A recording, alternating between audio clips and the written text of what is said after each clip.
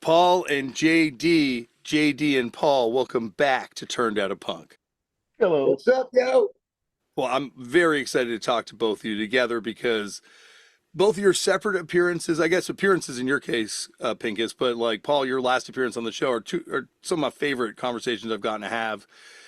And like ahead of this documentary coming out, which I'm very excited to see, Butthole Surfers are a band that I just keep gaining respect for and also questions about. It's a band that keeps like an onion revealing layers of mystery to dissect. So I'm happy to dissect them both with you guys today. Well, thank you for having us on then. Well, I wanted to start off by, Paul, I guess last time we didn't really talk about it too much. Pinkins, we talked about it when you were on the show, but like, do you remember the first time you met JD?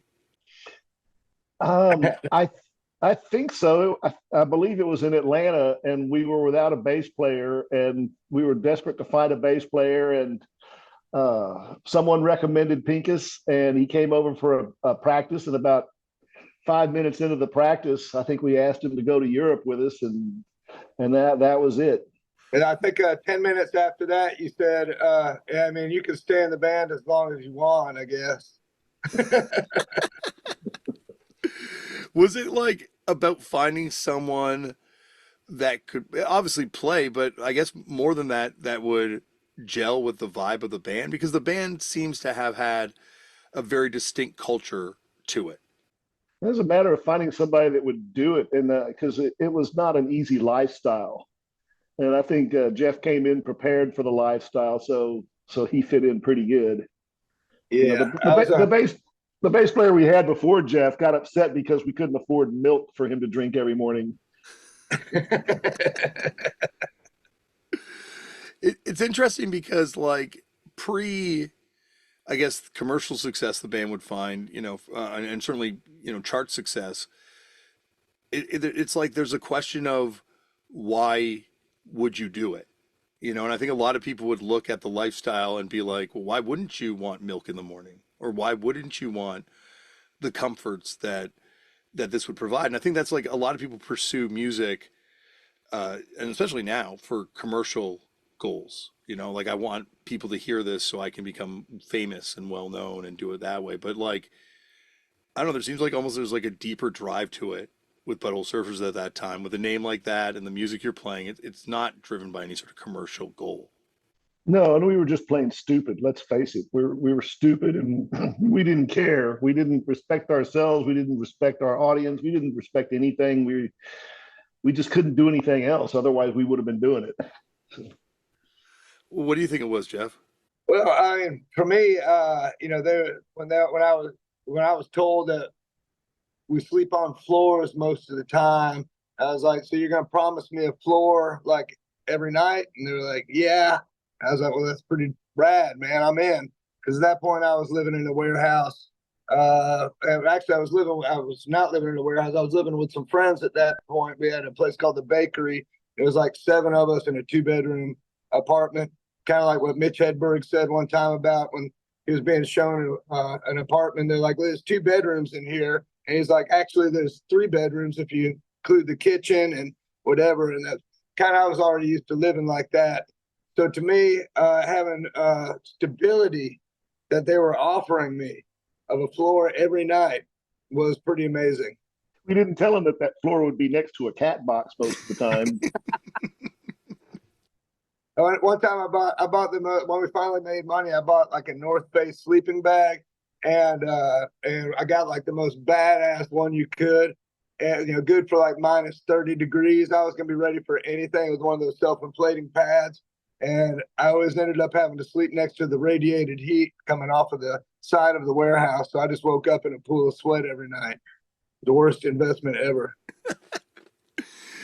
Yeah, that's the thing though. You're doing it because there's like a drive to do it. Like it's not because there's going to be a comfort to it. It's not necessarily because there's any sort of greater goal to it. You're just doing it because there's like a pull to make this stuff happen. And it's interesting because I know there's a lot of stuff with you guys that's kind of weirdly intertwined with REM. But I think if you kind of put the two bands against each other, you have almost like the two paths of post-hardcore American underground music, where there's sort of this pursuit of melody and commercial success, and then there's this other side of it, which is sort of this pursuit of this bohemian lifestyle to live for your art and to make as extreme art as possible. I wanted commercial success too. It's just that I didn't have any fucking talent. Like you're naming the band Butthole Surfers. Like I say this as someone who followed Well, in we your also did. footsteps. We also weren't very smart. So, Jeff, you were talking about the sleeping bag. Was that the time we all bought sleeping bags together as a Yeah, band? yeah. Yeah, Gibby got the flu, and 6 months later, he still had the flu, and we realized we needed to get sleeping bags, or he would never get well. So we went into a sporting goods store, and we all bought sleeping bags with the self-inflating pads. And man, that was luxury. That was I bought a life silk altering. liner. A what? A silk liner. It was like a little sock that you get into, like inside. It was like a silk sheet that you put inside of it. I mean, Oh, we didn't get any of those. How come you got one, Mr. Special? The comfort that success in music provides people.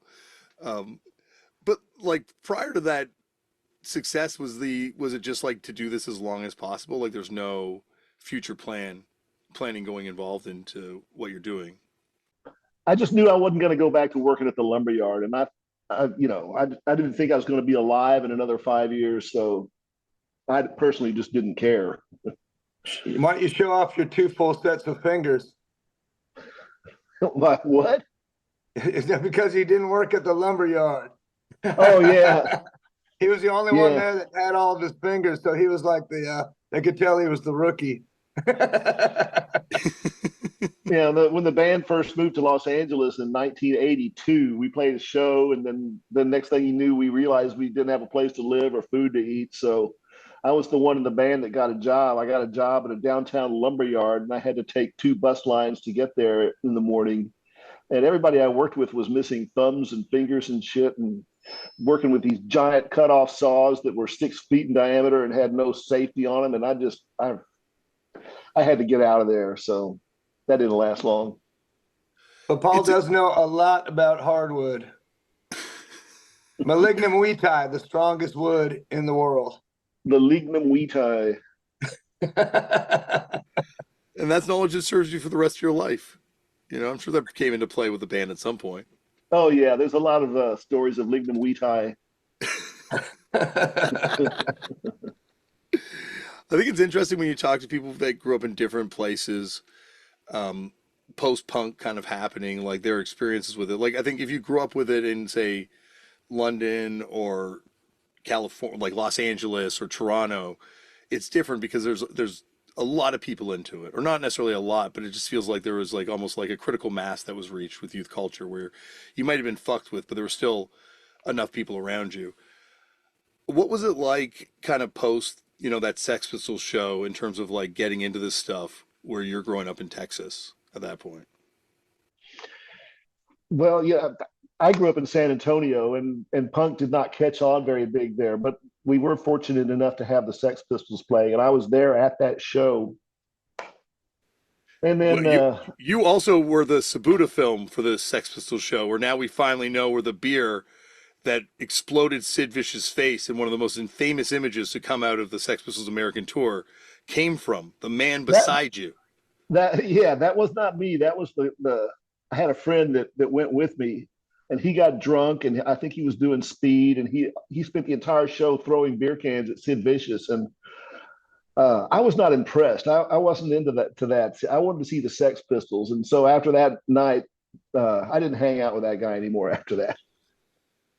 But that it's like, and it's not that to say that it's a positive thing, but if there's one enduring image of Sid Vicious on stage, it's that image. And like, for better or for worse, I'm sure certainly Sid probably would have preferred his nose was kept intact. But if there's like, that's so iconic in terms of this music and has done so much on a graphic level to be kind of like an arresting image, like the power that image has. And so once again, yeah, like you're saying, the guy who threw it, kind of an asshole for throwing that beer, but so Way asshole.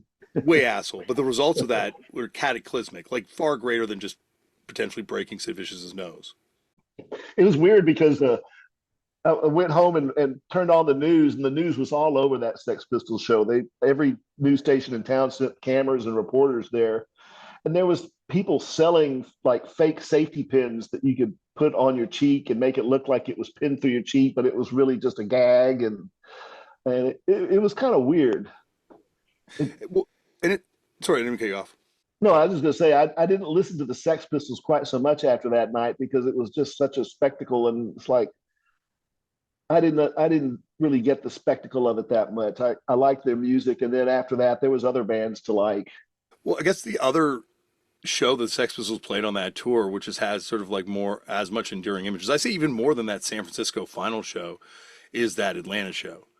You know, and the people that were at that Atlanta show, like be it the B-52s or the fans, and kind of like what that did to Athens, I guess, which was kind of going already, but in Atlanta as well. Like, I think those are two key shows in both of those scenes. Like in Atlanta, it's that way, Pinkus, right? Yeah, that was the first show of their tour in the States, I believe. I was too young to go out there. I'm the baby of the band. And I have to say also that Paul, that's the first story I've heard you talk about going to music with a friend that wasn't your buddy Flavio. So I'm glad that you got Flavio for the better stories of your rock and roll past. Yeah, I had a lot of fun with Flavio. We got kicked out of Grand Funk Railroad, and we got kicked out of Creedence Clearwater Revival, and we got to shoot the finger at the pigs and drink whiskey from a canteen, because back then nobody ever checked your canteen to see what was in it. I didn't even know you had another friend. That was it. But yeah, Atlanta was definitely, effective. Atlanta, to date myself till I'm younger. I mean, I remember seeing Ozzy Osbourne's first solo show in Atlanta. It was a place where people could go to, or a big city. There was not a huge media following. It wasn't like LA or New York, but it was a good warm-up show for probably whatever they were trying to figure out. A good place to land. And I believe they played the Agora Ballroom, which I've seen many shows at. But that was definitely legendary. I wish I would have been a couple of years older. I think I was 11 at the time when they played there. So I was a little young for me to get out there for that one. I find both Georgia and Texas produce some of the most unique kind of punk scenes too. Like people, like, especially as hardcore kind of goes on and there's a uniformity that kind of sets in on different sounds and different scenes. I find like there's just so many weird, unique takes on punk that are coming out of various cities in Texas, and same with Atlanta and Athens too. Like there's both like bizarre, like neither one has sort of like Minor Threat clone bands in the same way that a lot of places. I think we had to kind of do our own thing in Atlanta, because we didn't get anything from the West Coast until like 4 years after it hit. By the time I remember the first time seeing like JFA and everybody, we had great college radio, WRAS, and it was Georgia State and Georgia Tech, and they both had. That's how I listened to most of my stuff. I used to record some of that stuff off the radio so I could listen to it again. And we were lucky to have that kind of thing, but bands couldn't reach us. We got a lot of the East Coast bands, all the initial bands, DI, GI, STD. Then there was the Marginal Man, Reagan Youth. There was a bunch of the East Coast stuff that came down. But when West Coast bands came through, I remember we gave TSOL, like we kind of were like, it was a later day TSOL.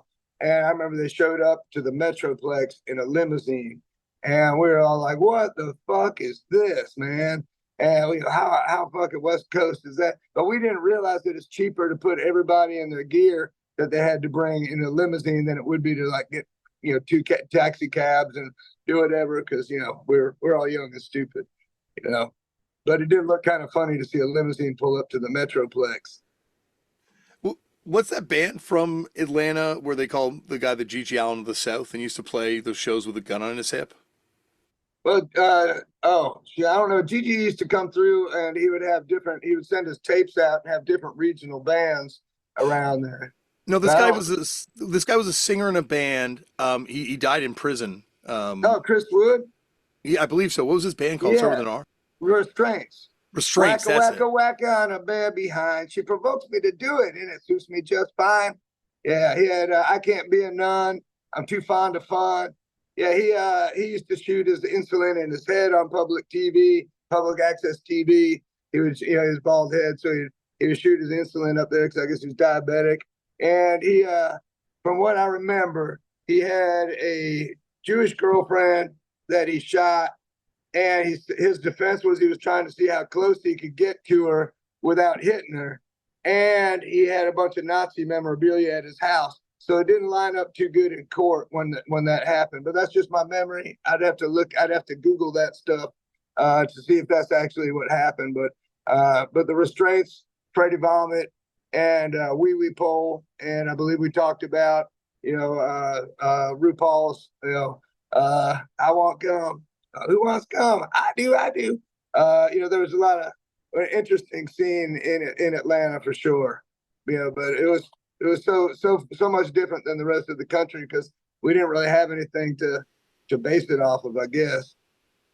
Yeah, like it's interesting, like when you put, the restraints and that sort of tragic sort of story side by side with, yourself, RuPaul, Laura from Merge, Neon Christ, and like sort of like all the amazing stuff that kind of comes out of this punk scene. Like there's a lot of interesting stories that part of this Atlantis thing. Like it's definitely an under talked about scene outside of like that sort of initial first wave of boom that kind of happens with stuff there with the fans and all that kind of stuff. Totally. Yeah. I mean, Neon Christ was the house band at and DDT were the house bands at the Metroplex, and they played with pretty much everyone that came through. If someone played 2 nights, one night was with Neon Christ, one night was with DDT. That was kind of I don't know. I thought we just showed up to everything that came out, the old Metroplex. And then when I was, the newer Metroplex was where we did most of the double live album that Butthole Surfers did. We recorded all over, but it seems like most of the stuff we used was that was recorded from Ricky, our old sound man, from a DAT player live at the Metroplex, and it just sounded best then, I guess, at the new Metroplex. But that was pretty hoity-toity. I still wouldn't sit on any of the couches there, but that was a definite upgrade from the old one with the mattress tied around a pole. And the stage was about a foot off the ground. I remember when the first time I saw security there was the circle jerks. And we were like, what do they got these 3 guys standing up here for? What the fuck are they doing? But that was the first show I ever saw with security. The Circle Jerks seemed to be the band, like even more than Black Flag, that would show up and it would just pull out like a bunch of, kids from the suburbs or a lot more violent kind of vibe. Yeah, definitely. So I think people didn't understand what how to react to the music or what the bands wanted the bands to and the folks to react to. It was like I remember Henry Rollins getting mad. It was this really hot show. Everybody was on blue gel acid, and Henry got hit by an ice cube, and he stopped the show. It was like summer in Atlanta. I would have been like, more ice cubes, please. But we didn't know what to do. Flipper got mad at us because we wouldn't move because we were all tripping too hard. And we were so excited. It was the first time they ever made it there. I still remember the flyer with a broken down van on it. It was just a black and white flyer. And we were just stoked to have them out there. And they were like, don't burn the place down, kiddies. And we loved it. We just couldn't move. We were tripping too hard. The blue gel was pretty heavy back then around the Atlanta scene. I remember actually hearing, I think it's in the Atlanta hip hop documentary that Vice did about how Atlanta is such a conduit for drugs in America because it's like an intersection of a bunch of the different highway systems and how a lot of stuff moves through Atlanta and and in my experience there's a lot of parties that can be found in Atlanta in a way that you don't find in a lot of cities. It seemed more like Texas, well, maybe that's when we lived there. It's like where Paul was at in San Antonio, and now we're 10 and where everything hits 35 and 10. There's a big hub. That area was definitely the later day hub. I never really knew about it. I didn't really study hubs of drugs when I was a kid. I just give me my acid and my whatever I was doing back then. We pretty much did what I was an opportunivore. Whatever someone put in front of me, I'd do.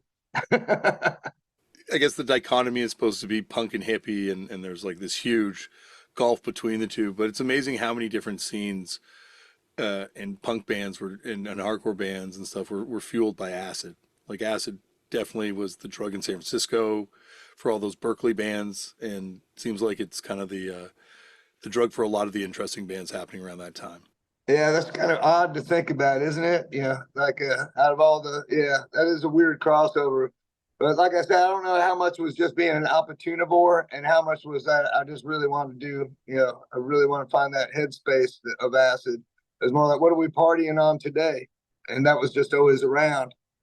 But yeah, I'm sure Paul's got his own views on that stuff because he grew up in a different place, different time, different place. But yeah, for us in Atlanta, there was definitely, unfortunately that was when like crystal meth was around and acid and weed would kind of suck back then. I remember when I joined the Butts and they were in Atlanta and they were like, I'll never forget. They're like, do you know where to get some good weed? And I was like, yeah. And they looked at me and I was giving Paul and they're like, no, like good weed. And I'm like, yeah. And then they're like, no, do you know where to get good weed? And I was like, maybe not. I don't know.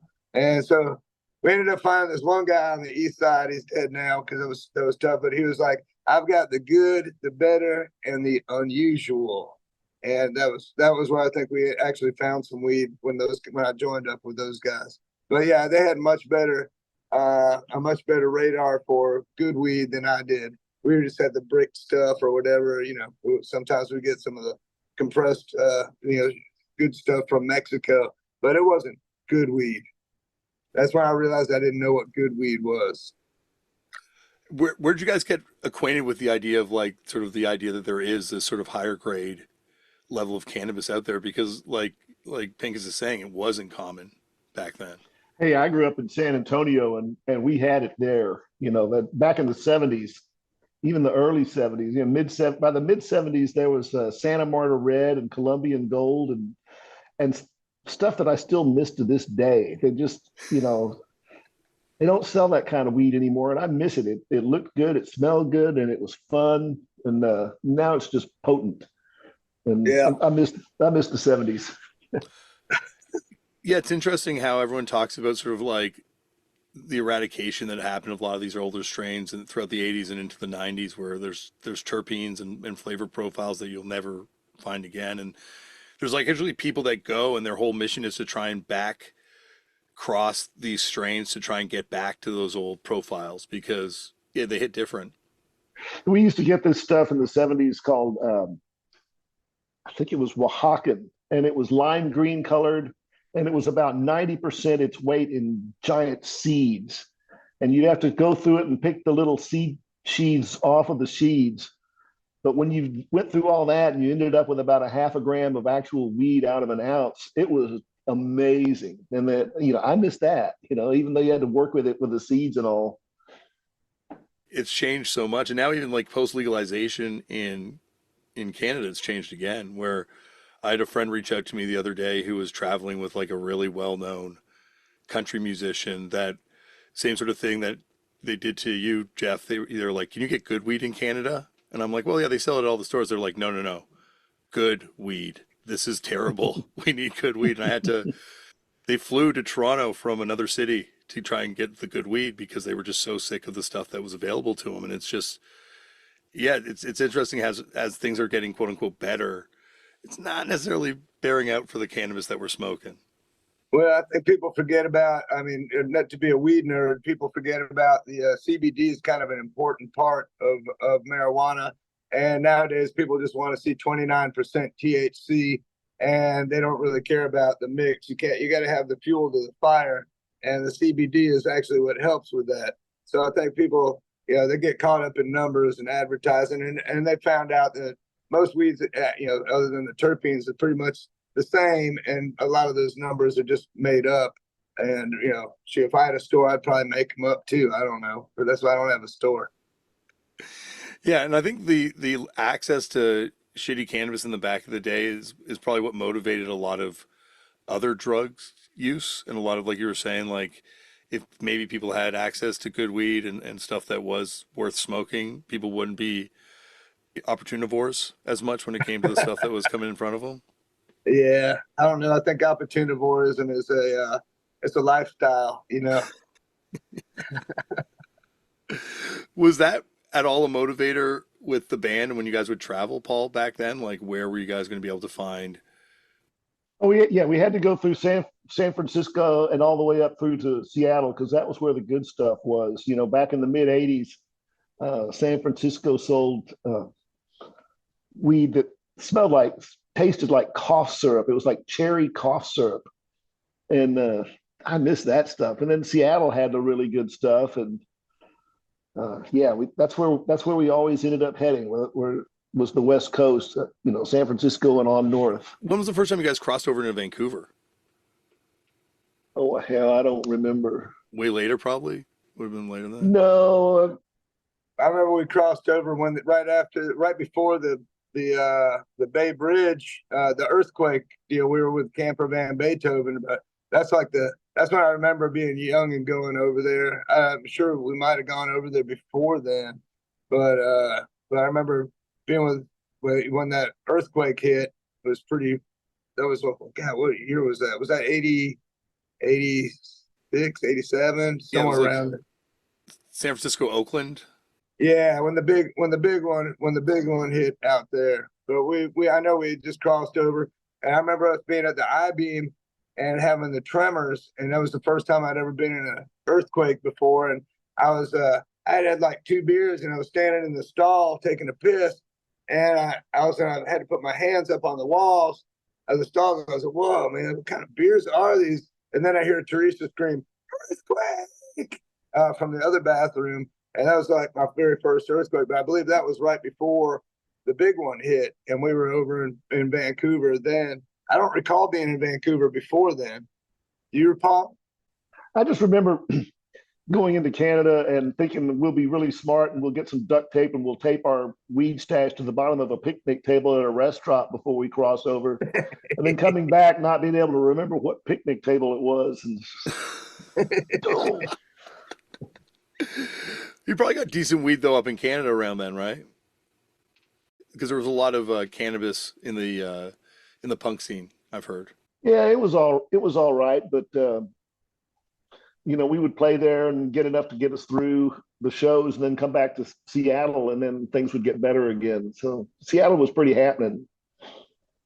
It's interesting because also at that point in across Canada, it was like obviously the same as America, where by the time you hit Toronto, there was a lot of hash here, but there was not a lot of flower, and it was a lot closer to kind of what Atlanta, I guess, would have been like a lot of brickweed and a lot of. Well, that's kind of like Holland, you know, like they didn't have when we went over there. They had crappy weed, and we would get the. I remember we started. I don't know which one, if it was Paul who figured out how to roll a pure hash joint, but we didn't want to mix it with tobacco or nothing, and we would take scores on how many times they would ruin it. We'd be like, hold it upright and don't tip it, don't knock it, don't try and get the ashes off it, and if it fell on you, it burned like napalm. But we would get way higher doing that than we would with the tobacco ones. And then I remember when the weed was better, we went to the central station place, and we got some weed from them, and then we went next door to roll it and play some pool, and they had a bar in there,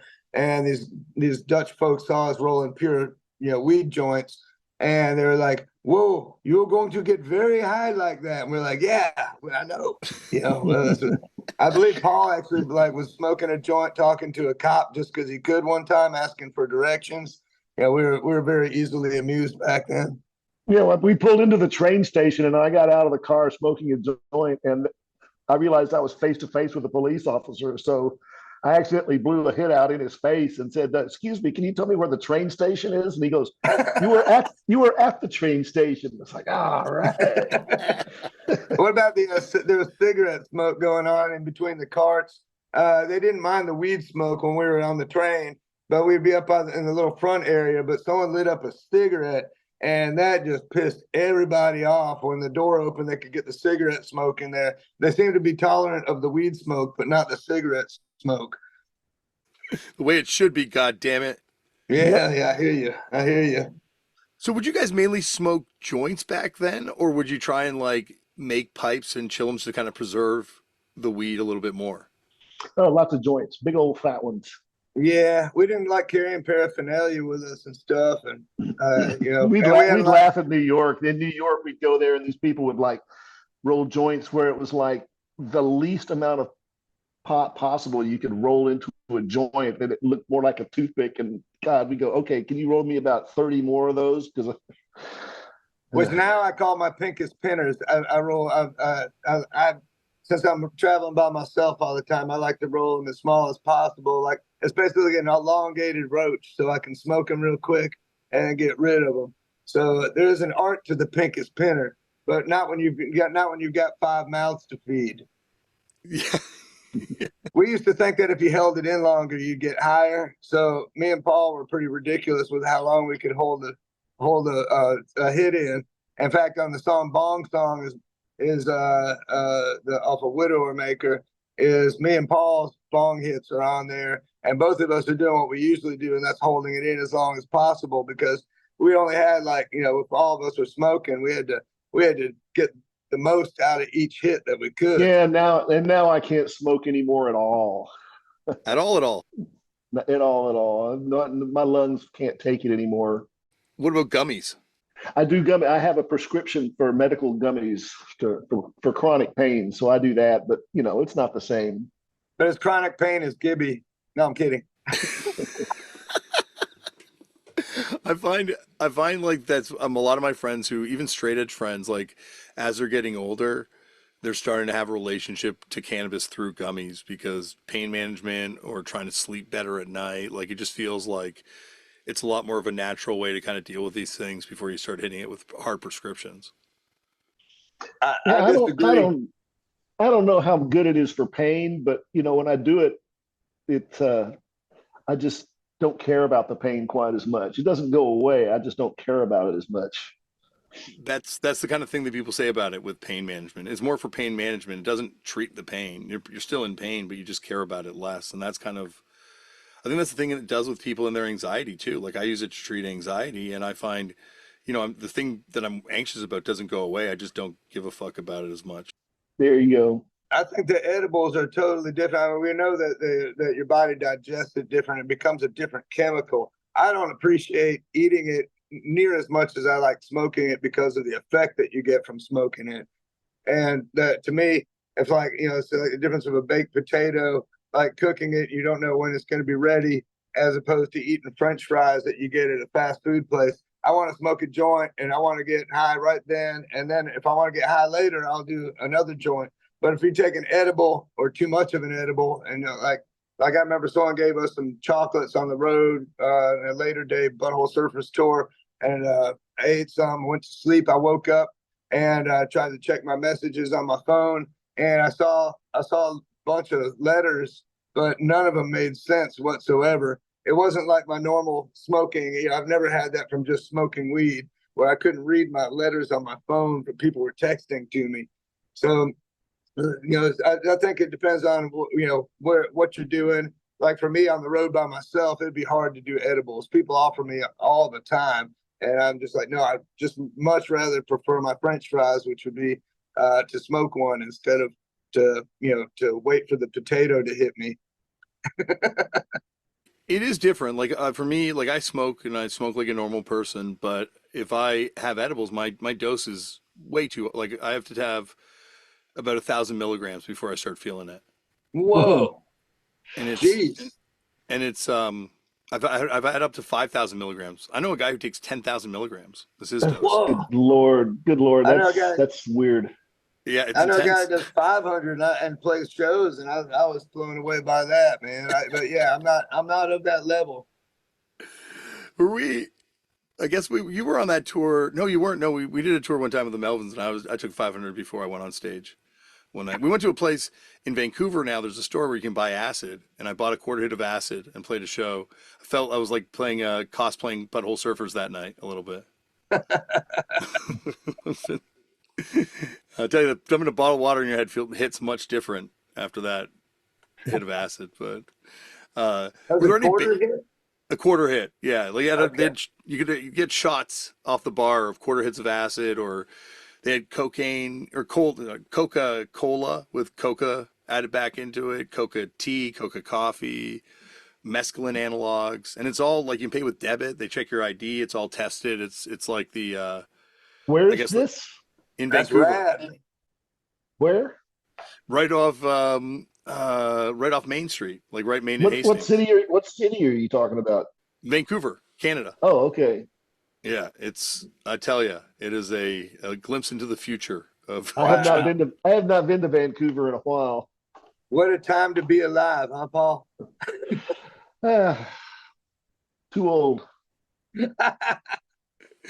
I think it's interesting too with the Butthole Surfers because every band had like their wild band, but you guys were seemingly like the Wild's band, wild band, like the truly the wildest of the wild, and sort of like, and I mean this in the best possible way, like true freak core.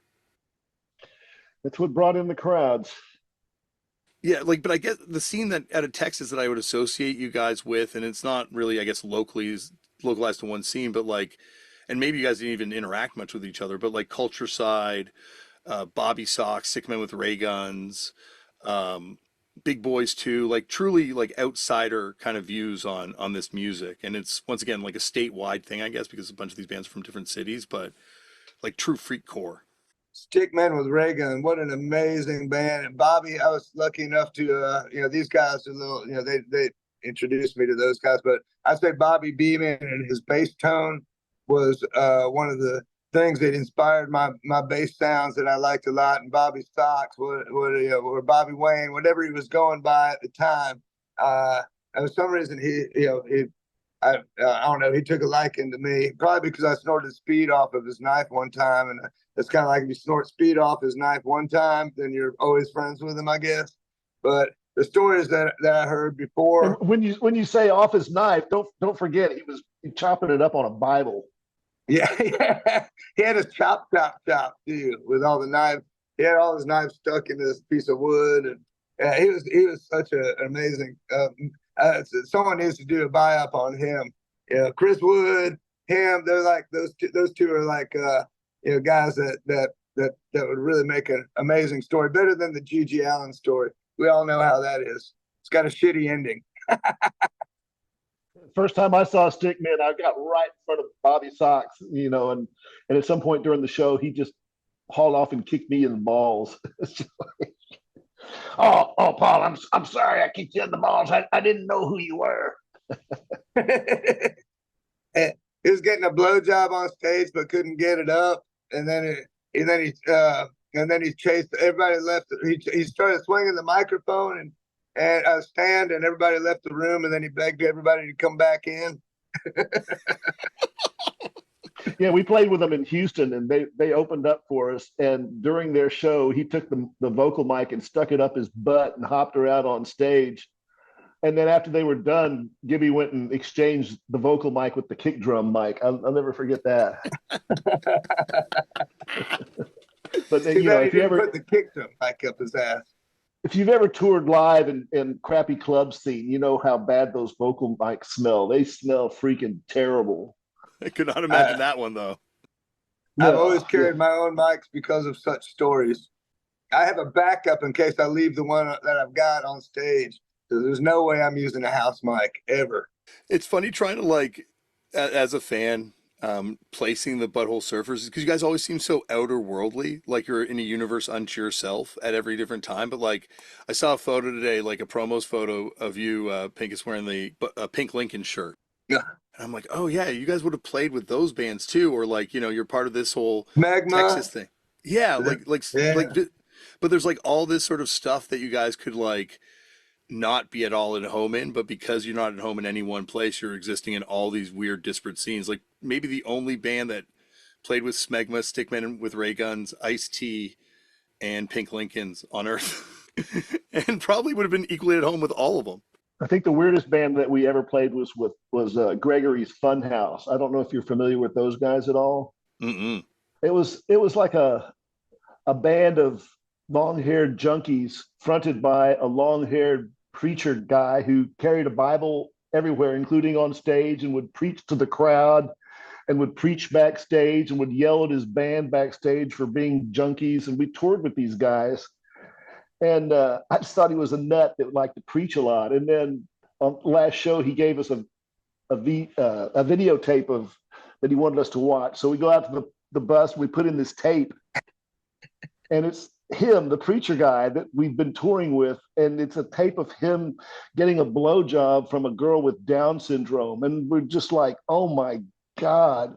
And then the next scene was him putting that Bible that he was carrying around on the ground, and he climbs up on a stool and took a dump on that Bible, and the log that came out of his butt was about 4 feet long. And at that point, we had to turn that video off and throw it out the window. We didn't want to get stopped with that. It took us that long though. That's what's funny about that. Holy shit! So we couldn't take it after the 4-foot shit. That's fucking crazy. Was the whole thing bullshit and it was just like a work, or was he like you know as much as we do now? So how did this tour come about, Paul? Oh, I don't know. How did anything come about? We just woke up and there we were. Like, what era would this have been? Like that 90s? Late 80s. Holy shit! I've never heard of that. Like, yeah, that was on the East Coast. I think they were from New York or someplace like that. And so, a lot of weird bands from that area. Were there ever bands that you kind of like felt like you were on the same wavelength with that you would meet on tour? Maybe like Meat Puppets. Which was a big inspiration for all of us, and for me particularly, because I'd stopped playing guitar in college, and then I heard Meat Puppets, might have been their first single, where they played a song called "Out in the Gardener" or in a car, and it was a train wreck. And this was like, wow, I could do that. I had to pick up the guitar again after hearing that stuff. What about you, Pinkus? Well, I mean, I don't know. Like, I was thinking of when I first joined the band, it was a lot more art rock than it was that we got into playing music. I think I started writing, some more stuff and for the band as I was in the band longer, but I was not as art rock as I was into like playing songs, I guess. And so we kind of gelled into more of a songwriting band. But like when you're talking about which bands we matched with, like Tragic Mulatto from San Francisco, that was kind of like performance art, but stuff mixed with the music in there. I'd say the attitude of the Meat Puppets from people always talk about punk rock. I won't even go into the idea of the punk rock museum or any of that stuff. But to me, we were always post-punk, and like the Meat Puppets, like Paul said, they were, to me, inspirational because they could play Tumble and Tumbleweeds naked in front of a Black Flag, crowd, and just to piss the Black Flag crowd off, play that, for an extended period of time.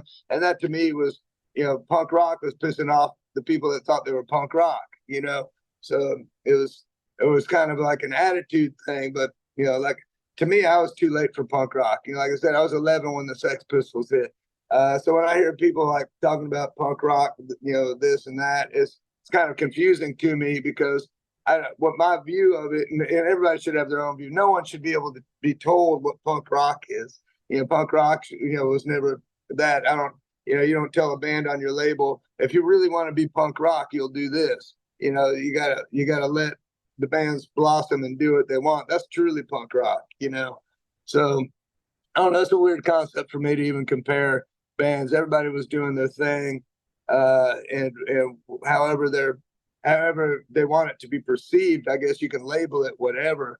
But to me, it was just like the attitude of not caring what the crowd thinks about it, and doing your art was kind of more of what was punk rock to me about it, even though to me I consider what we did post-punk. I joined the band at the end of 85. First show was January 10th, 86. To me, that was kind of post-punk, I remember the no wave years. That was so cool. I loved all the no wave bands and all the music that came out of that. But to me, the Germs were like one of the best punk rock bands that I ever heard. That was beautiful stuff. In fact, when I joined the Butts, I had my leather jacket, and I just had a Germs GI blue ring on the back of it, and that was my punk rock jacket at the time. And I think it might have been that helped me get in the band. I don't know. Definitely helped.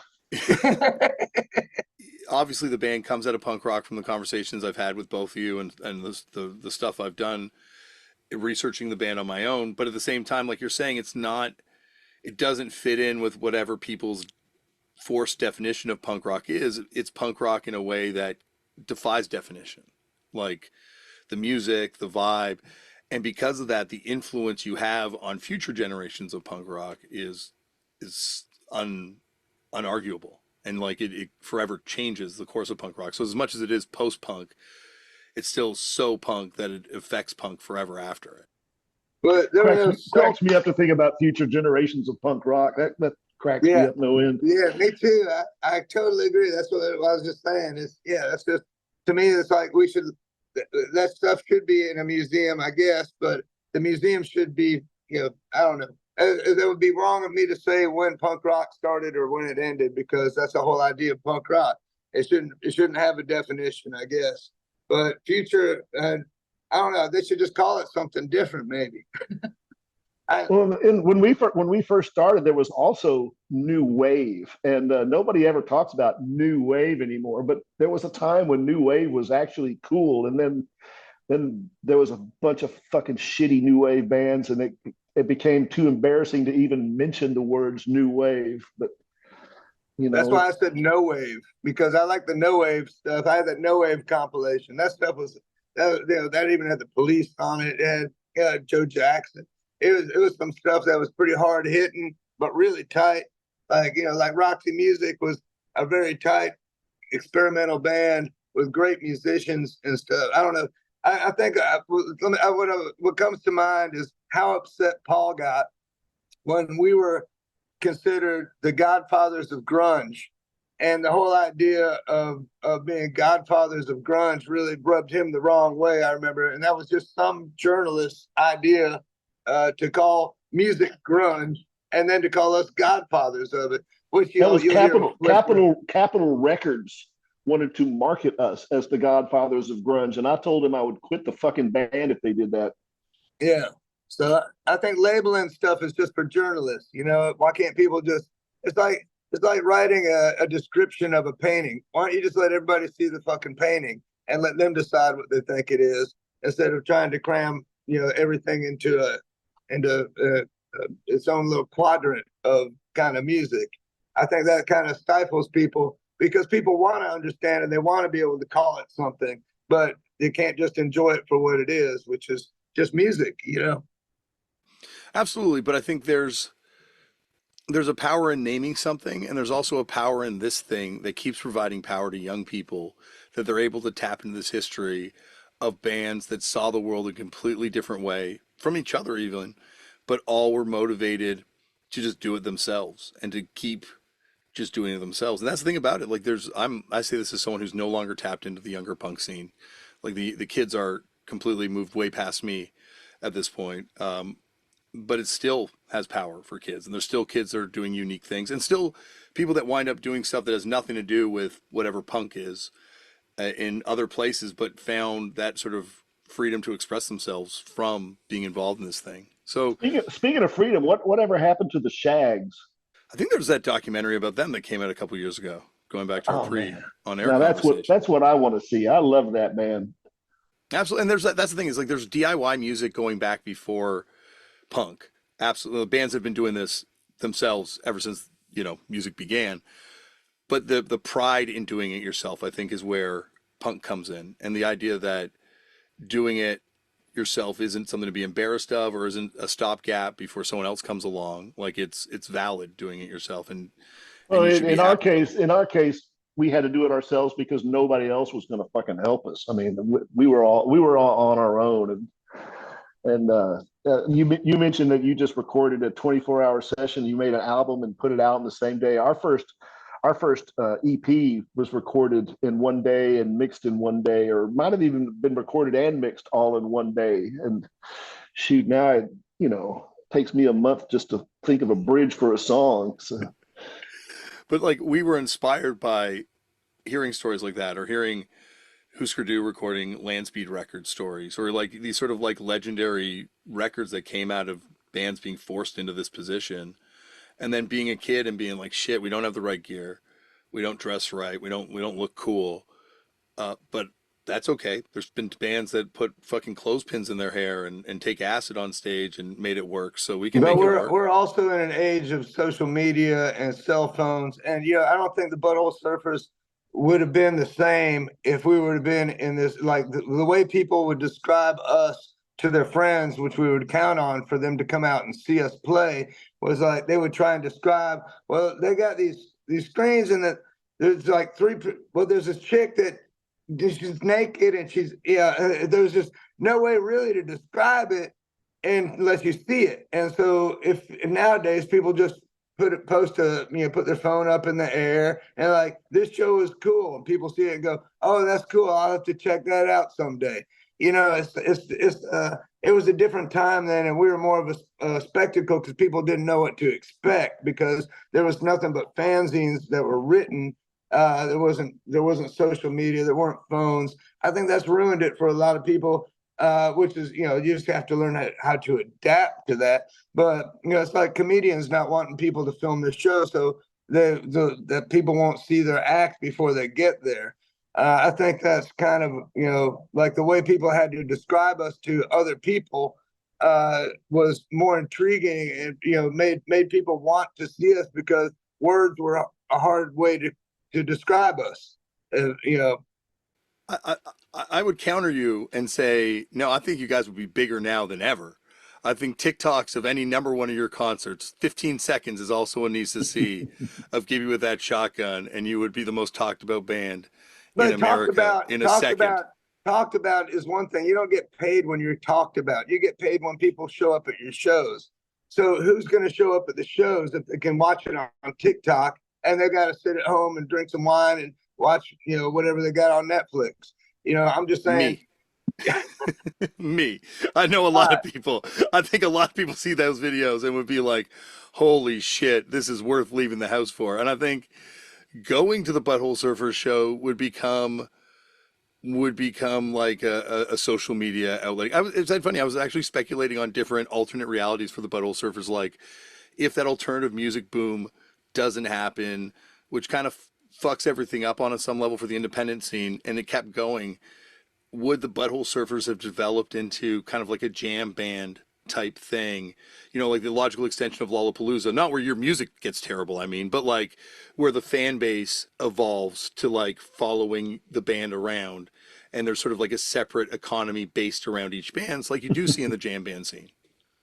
Now, I personally think the mystery of Butthole Surfers, we never had our names on the records. We didn't have credits on the record. We, like the only way you're going to get to see us or know us was to come out and see us. I think if it would have been like, the Brady Bunch, where each one of us had a square and you knew each one of us and all that, it wouldn't have been the same thing. I think the mystery of us was part of the appeal, that we didn't individualize stuff. Like I said, when I was gone from the band, that didn't help my career, that we didn't have credits, but it was something that people were drawn to. Is like, why does this band not have credits? And I always like to say, well, that would have taken like Photoshop and work, and we'd put Paul put the album artwork together, and we didn't have like things to typeset our names and do all that stuff, and it was all, let's get this art out and do it. And we didn't, we weren't ever like seeking individual stuff at that time. It was just a band, and I think that's kind of what people appreciated out of it. It's later when people try and glorify members instead of the whole band together, then that's when changes things. I think it's beautiful to have the mystery. I would once again push back on that, because I think all of you guys have done incredible solo records and have done incredible things. Speak for Jeff. I haven't. I love your solo record. We talked about this last time. You downplay it, but I think your solo record's super awesome and super interesting. And I think obviously Trance Records is a really important label, and there's stuff there. And like, I like Gibby stuff, like solo, and the stuff you guys did together, Jeff, with Gibby. And like, I think there's like this whole, I don't know. I think everything you guys did was really interesting, and I think the band is fascinating, and the individuals that did it, and like that's bore out by the stuff you did post this band, be it production work or be it other musical work and other stuff, and you keep doing interesting things, and that's the yeah. So I think the band, I would have been fascinated if you guys had done like a Brady Bench thing or done like a Melvins and each of you did a solo record back then under the Butthole Surfers umbrella. Like I think all that stuff would have been fascinating given what you guys did afterwards. Well, it's never too late. We're hitting it. We're all doing that stuff now, and we had the first time I've recorded with these guys in 30 years was just the other week, and I'm glad that that happened. And it was really nice to see a bunch of smiles and to have everybody working together for the first time. And we had a drum set up for the King set up for Teresa, who couldn't be there, that he played, but we had a missing formation drum set, in there to kind of, come back and be able to enjoy each other and play with each other one more time. And I thought that was a beautiful thing. And if there's going to be any happy ending to our documentary, I would say that would be the happiest thing I could think of, was being able to enjoy a beautiful couple of days of recording with these guys and artistically throwing shit out at each other. I needed it for my soul, for my heart, and I'm glad that we got to do it one last time.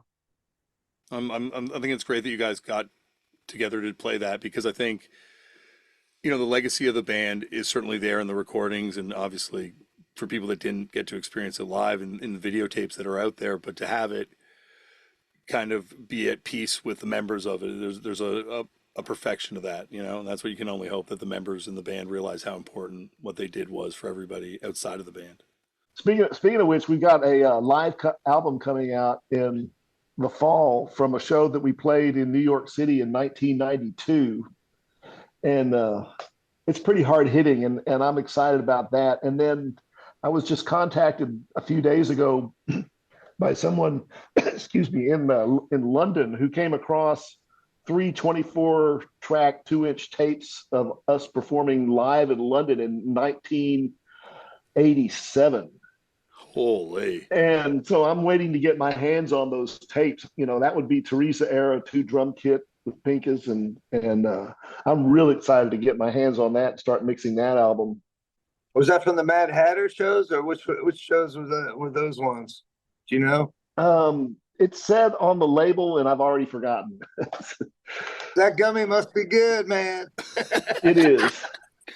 Well, that's what I meant though about like becoming like a jam band. Like I love the idea of different shows and live recordings that exist of Butthole Surfers, and the idea that it wasn't like a band going out playing the same set every night. Like every show is a performance, and every show does have that like different energy, and that's bore out by the live recordings that are already out there and the videos. Like I think that's what I would have loved to have seen, is sort of that culture that was kind of growing. It felt like that was growing late 80s into the very beginning of the 90s, and then obviously once the commercial potential of this music was revealed to the music industry, things changed, I think, greatly.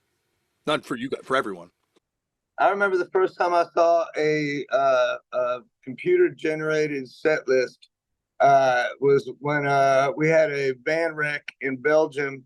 Well, we went separately. Teresa was with the van, unfortunately, when it wrecked on what I guess the cobblestone is translated to babies' heads over there in Belgium and stuff. But I had to borrow a bunch of stuff, and I remember the Pixies had computer generated set list, and I was blown away. I was like, wow, because we changed our list every night. We never did the same list. They were always like written out and Sharpie on piece of paper, and most of the times we got them in the right order when we were playing live, except for me sometimes. But it was every night we had such a catalog to pull from, and it was fun for us because we lived on the road, so it was fun for us to change it up. Nowadays when I'm doing solo, I don't have a set list. I know about how long a 45-minute set list is, and sometimes I want to play a different song than I want to another time.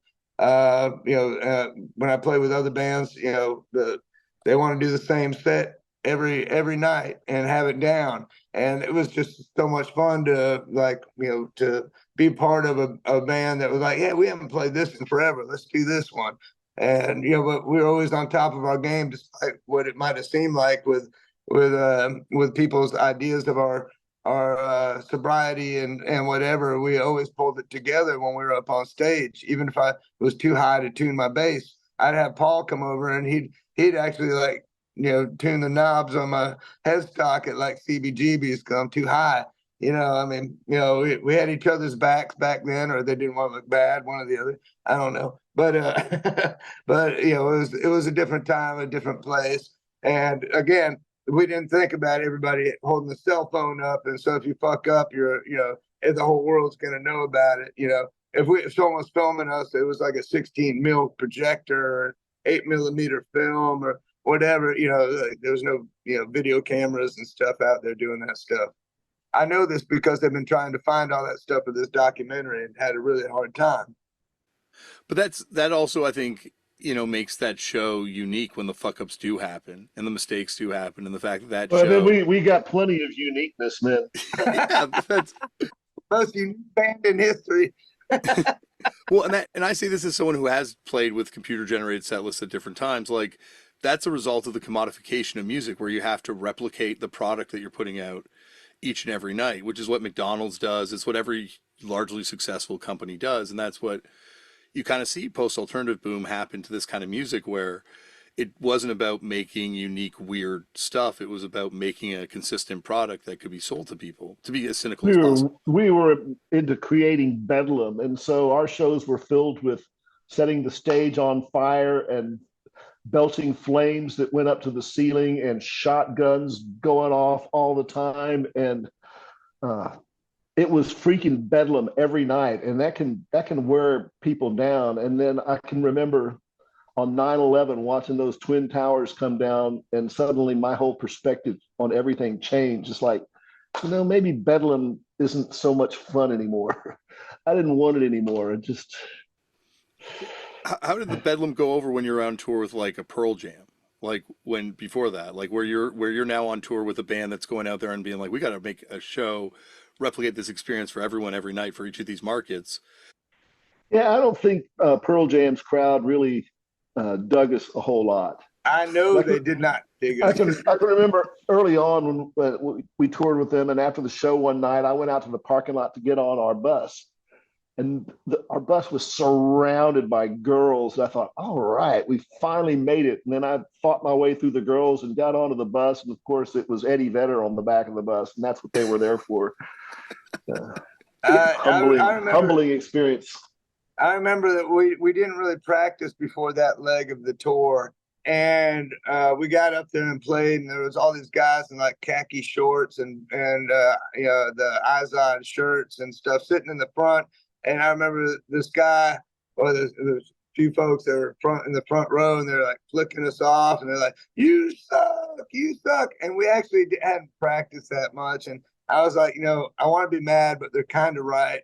We do kind of suck tonight, but we sucked in our own way. I think they would have hated us every fucking night. They would have hated us if we would have been the best version of ourselves. But to me, I was like, I think we practiced like 2 times before that tour. And probably knowing that they were going to hate us no matter what we did. And those guys didn't talk to us at all. I remember me and Paul trying to talk to one of the fellas who rode up on his bicycle, the guy with the funny hat. And the funny hat is all I remember. It's like, what the fuck, dude? What the fuck are you wearing that shit fucking hat for? God fucking damn.